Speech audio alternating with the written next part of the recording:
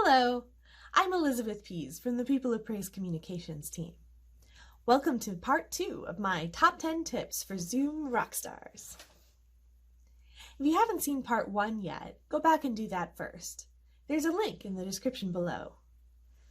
Let's jump right in. Number 5, muting participants upon entry. This is a useful crowd control technique in larger meetings like a whole area. As the meeting host, you can set your options so that your participants are muted by default as they join your meeting. If they want to speak, they'll need to unmute themselves first.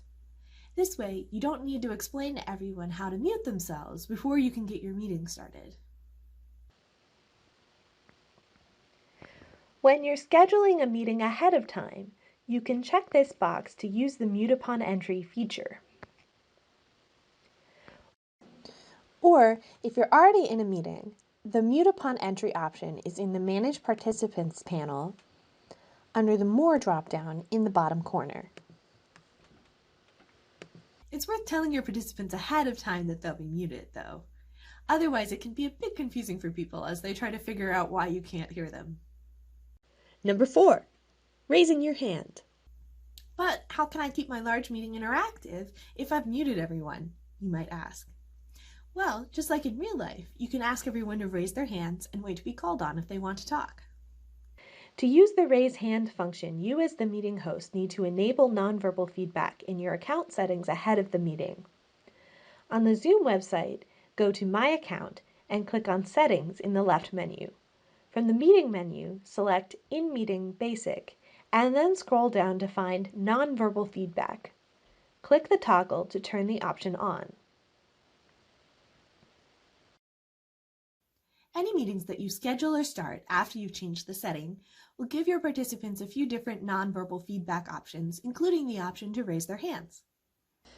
To raise your hand as a meeting attendee, just click on the Participants button on the bottom menu, and then click the Raise Hand button at the bottom of that panel.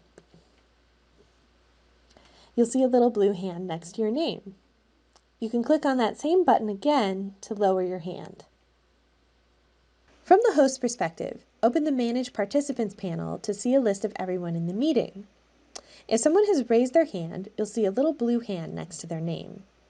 You can call on them and ask them to speak, and you can manually unmute them or lower their hand if that's helpful. Number 3, audio and video sources. If you're hosting or joining a meeting from a computer and you're having trouble with the audio or video not working, the first thing to look at is the audio and video source to make sure you have the correct one selected. You can also use this to bring in additional devices plugged into your computer for a higher quality experience, like a camera for the video or a separate microphone for the audio. You can find the audio source settings in the menu at the little up arrow next to the mute button here. There are always 2 separate audio devices at work in a video chat meeting. The microphone, which is how other people hear you, and the speaker, which is how you hear other people. Zoom will show a list of microphones and speakers available, and you can select one from the list to switch between them.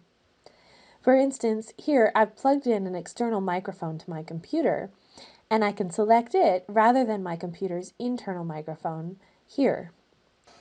If you're having audio issues, there's also a test speaker and microphone option here, which will play a sound to check your speaker and record your voice and play it back to check your microphone. The video source settings are similar. You can find a list of the possible video sources to select from at the up arrow menu next to the video camera icon here. Number 2, optimizing music. One thing we all miss about being together in person is the chance to sing together. If you've tried singing in a video chat meeting, you've probably noticed that it's a little bit awkward and sounds just a little bit off.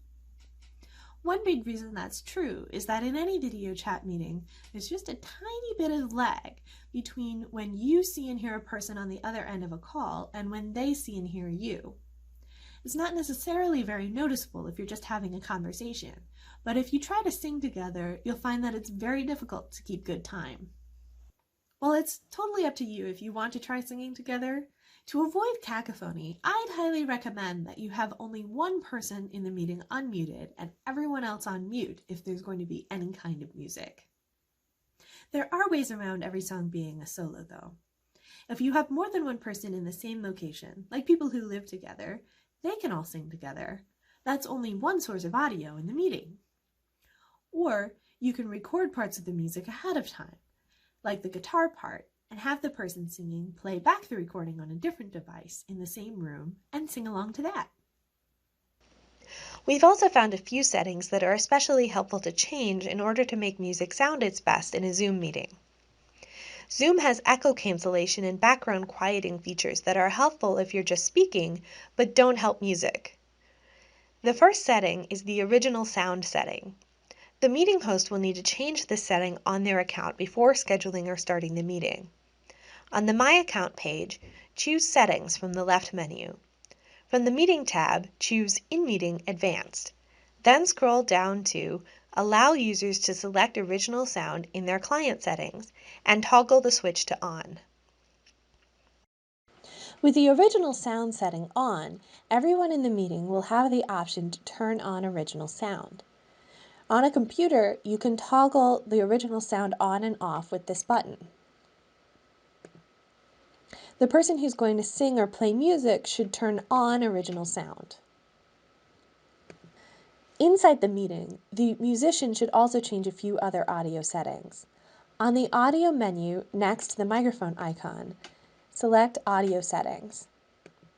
Then click the Advanced button in the bottom right corner. Here, for the first two audio processing options, the suppress ones, select Disable from the drop-down menu. This will stop Zoom from suppressing or distorting any background music that the singer is using. Number 1. Teach a friend. One of the best things you can do as a Zoom rockstar is to teach someone else who's willing to learn but is having a little bit of trouble getting started. Before social distancing, I would have said that the best way to teach someone a new technical skill is to have that person and their device in the same room with you. But of course, that's not the best idea at the moment. Here are a few things I've found helpful for teaching Zoom basics remotely. First, get the person you want to help on the phone. If they're going to use a computer or a tablet for Zoom, a call on their cell phone is fine. But if they're planning to use their cell phone for Zoom, it's probably a better idea to call them on a different phone, like maybe a landline or a spouse's phone if possible. Talk them through installing the Zoom app on their device. There's an install demo in my first Zoom video, which is linked in the description below. Then, without hanging up the phone, start a Zoom meeting as the host and send them an invitation. You want to make sure that the invitation will be easily accessible from the device they want to use with Zoom. If they're on a computer, an email will be fine. But if they're wanting to join from a smartphone, you might want to text them the invitation. Have them join the Zoom meeting either by clicking on the link or by going to the Zoom website and entering the meeting ID and password. Once they're in the meeting, check out their video and audio to make sure those are working. Keep them on the phone though. You can mute yourself in the meeting to avoid echo. You probably know that your audio is already working. Then, and this is key, have them leave the Zoom meeting while you're still on the phone and try to get back in, but without you coaching them. This does two important things. It lets you know whether they've learned enough to be able to join a Zoom meeting by themselves next time when they need to, and it builds their confidence by showing them that they can do it. There are lots of other fun things you can do with Zoom. If you'd like to learn how to do this,